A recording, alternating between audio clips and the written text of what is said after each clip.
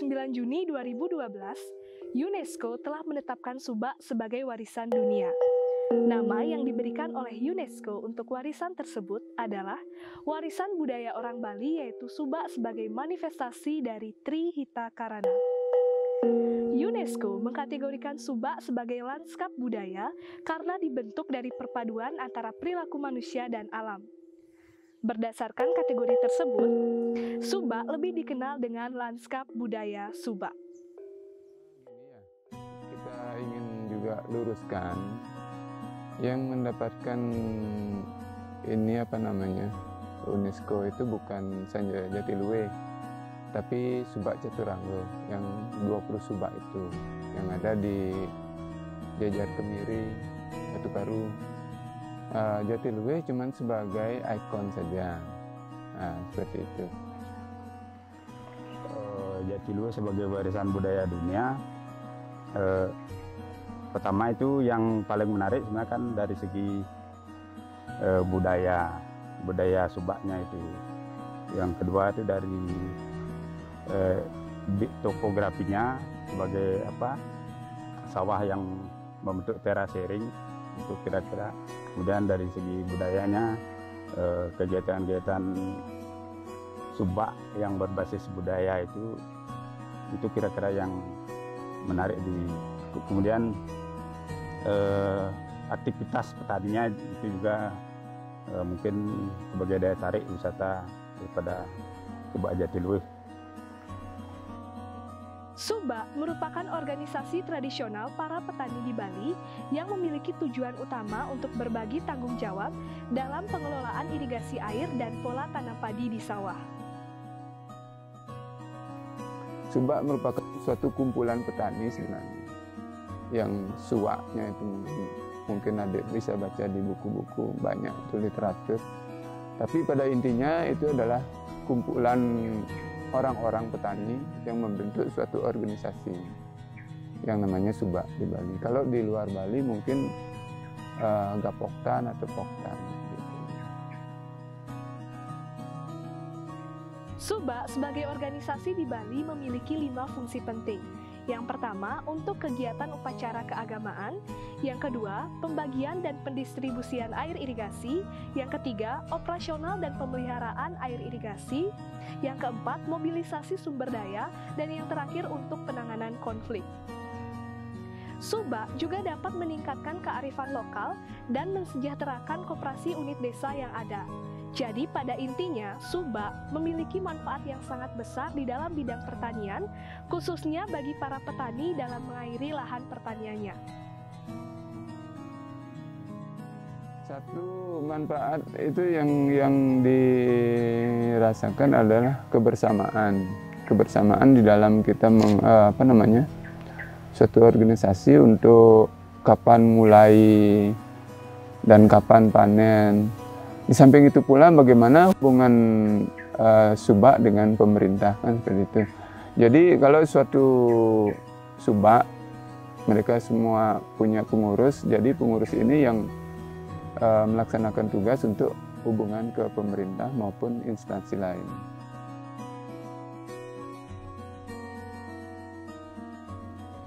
Meskipun pada dasarnya merupakan sistem irigasi, Subak juga dihayati oleh masyarakat Bali sebagai konsep kehidupan karena merupakan manifestasi langsung dari filosofi Trihita Karana. Dengan Tri berarti 3, Hita berarti kebahagiaan atau kesejahteraan, dan Karana artinya penyebab. Jadi, Trihita Karana merupakan 3 penyebab terciptanya kebahagiaan.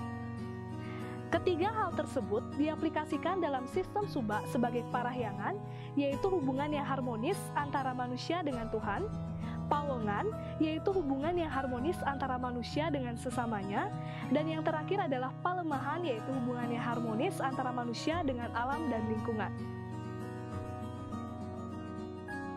Trihita Karana merupakan implementasi yang sangat baik yang bisa dilihat di Subak. Ini sebetulnya yang lebih nyata melaksanakan apa yang disebut Trihita Karana. Pertama, bagaimana Subak itu melakukan kegiatan dalam hubungan dengan Tuhan. Itu sederhananya. Yang kedua, bagaimana subak itu melakukan hubungan dengan sesama masyarakat secara sosial. Jadi pawongan istilah di sini, istilahnya di Bali. Kemudian yang ketiga, bagaimana subak itu mengimplementasikan hubungannya dengan alam, kelemahan istilahnya ke dalam konsep subak hidup kerama itu.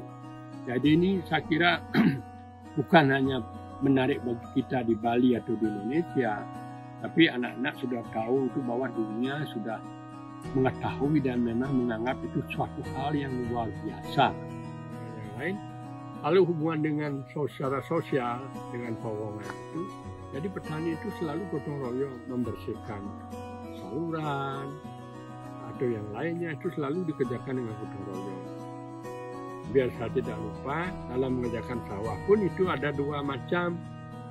Namanya membersihkan padi itu namanya ngebisin.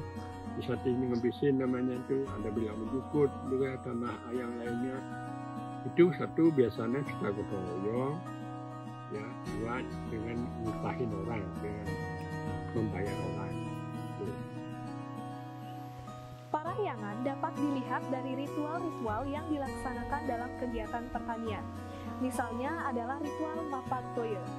Mapagtoye merupakan ungkapan rasa syukur terhadap penguasa air yaitu Tuhan.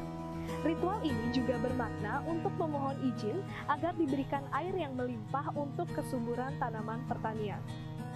Mapagtoye artinya bahasa yang umum itu ya menjemput air gitulah kasarnya, menjemput air dengan ritual, dengan upacara, bisa di danau atau bisa di sumber air yang dianggap dekat dengan subak itu. Tuh, Mapagtoye ini upacara yang lebih besar biasanya pada tingkat kabupaten itu dilakukan di danau. Di danau dilakukan. Ya, kalau Tabanan, Danau Tamblingan, Danau Buyan. Tuh, mungkin di gambar itu anak-anak bisa melihat. Nah, di danau itu yang upacara yang lebih besar itu biasanya diikuti dengan Mapagkelem. Mapagkelem itu itik atau sapi dibawa ke tengah danau dengan upacara tertentu lalu ditenggelamkan. Itu memberikan korban istilahnya yadnya yang kita aturkan pada Avitara Wisnu sebagai penguasa air supaya beliau itu memberikan berkah terhadap kelangsungan air yang diharapkan oleh kita. Selanjutnya ada ritual ngendagin, yaitu upacara yang dilakukan ketika mulai mengalirkan air ke sawah. Itu namanya ngendagin. Ngendagin itu adalah upacara kecil di mana mulai petani itu istilahnya mengalirkan air ke sawah masing-masing. Ada pula ritual ngewiwit atau murid, yaitu penyemaian padi di pembibitan. Kemudian ada ritual biukukung, yaitu ritual yang dilakukan ketika padi sudah mulai berisi atau bunting. Selanjutnya ada ritual nyangket, yaitu ritual menjelang panen. Namanya nyangket di sawah itu, bikin teun ini itu untuk udah gitu, udah panen langsung dikeringkan di sawah. Semuanya di sini kan di sawah mengeringkan, langsung naikkan ke lumbung. Udah gitu mantenin di lumbung itu yang kalau padi merahnya. Hingga pada akhirnya ada ritual mantenin, yaitu upacara yang dilakukan pada saat padi berada di lumbung atau tempat lainnya sebelum diolah menjadi beras untuk pertama kalinya. Kalau nanti padinya sudah mau panen, dibuat ada nini itu secara umum saja, nanti anak-anak bisa baca rinci lagi di buku itu ya. Buat nini beberapa harinya itu lalu panen.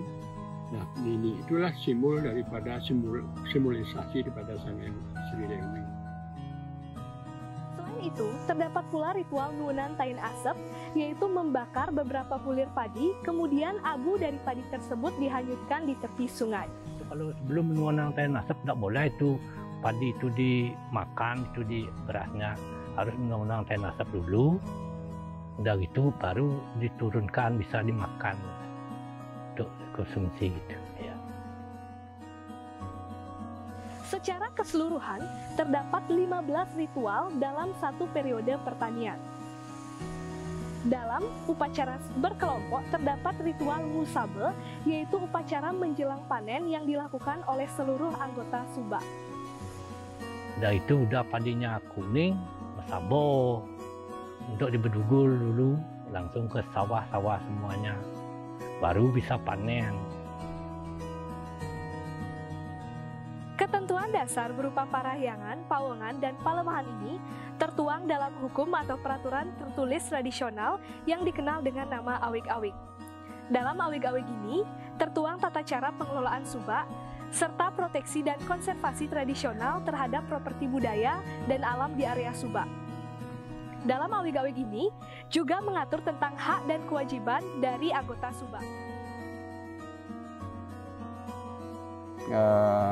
Dijual atau ambil, istilahnya pindah tangan, pembeli pun harus mengikuti aturan awig-awig itu sendiri di dalam pelestarian subak, karena di dalam awig-awig itu juga disebutkan setiap anggota subak wajib melestarikan subak itu sendiri. Dalam keberlangsungan kegiatan pertanian yang berkaitan dengan subak, tentu dijumpai beberapa permasalahan oleh petani. Misalnya adalah rusaknya saluran irigasi dan merebaknya tikus di persawahan. Sekarang ya untuk pengairan untuk di sini ini sekarang udah cukup. Tapi yang airnya untuk di desa di Subak Tempek Gunung Sari ini cukup udah. Tapi sekarang irigasinya yang di sini tapi banyak juga yang rusak gitu, perlu diperbaiki gitu. Salurannya udah ada yang rusak-rusak. Yang memang airnya udah cukup tapi irigasinya yang rusak gitu. Ya. Untuk pertanian sekarang ini, musim sekarang ini banyak tikusnya yang petani yang sekarang ini. Musuhnya yang paling keras sekarang tikus, ya, sama tikusnya ya.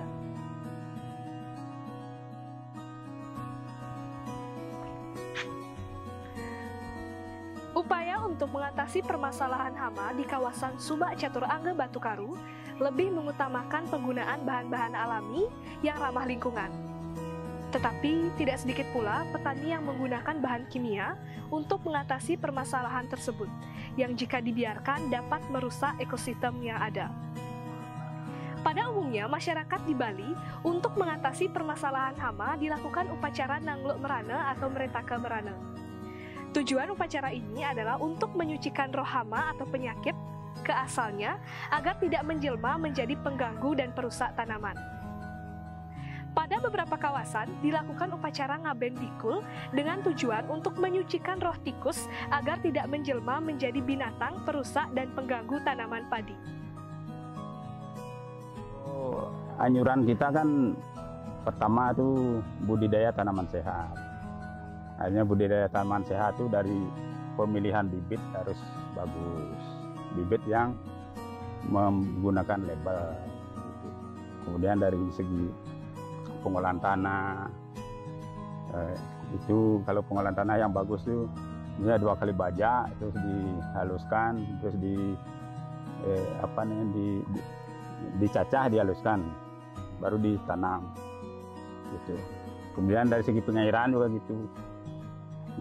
Dari segi pengairan sawah itu sebenarnya bukan tanaman padi itu tidak perlu diairi terus-menerus, ada jenjang-jenjangnya itu umur berapa, terus pengairannya gimana gitu, ada jenjang-jenjangnya. Dari padi itu bukan tanaman air, tapi dia butuh air. Kalau anjuran kita di sini, kita anjurkan untuk kalau bisa organik, gitu. Tapi petani belum bisa sepenuhnya gitu, untuk menggunakan organik. Tapi sudah mengarah pada padi ramah lingkungan. Artinya ramah lingkungan masih aman dikonsumsi.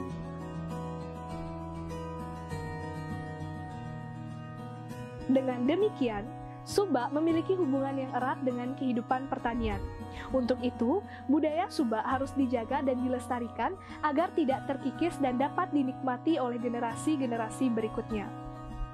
Harapan ke depan, orang-orang dan generasi muda lebih peduli dengan kehidupan pertanian dan budaya Subak, serta menjaga dan melestarikan budaya Subak tersebut agar tidak terkikis. Di Subak Jatiluwe kan pada intinya mereka mau untuk melestarikan baik budaya maupun persawahannya. Cuman di sini kita juga, nah karena Subak Jatiluwe sebagai ikon wisata Jatiluwe-nya mungkin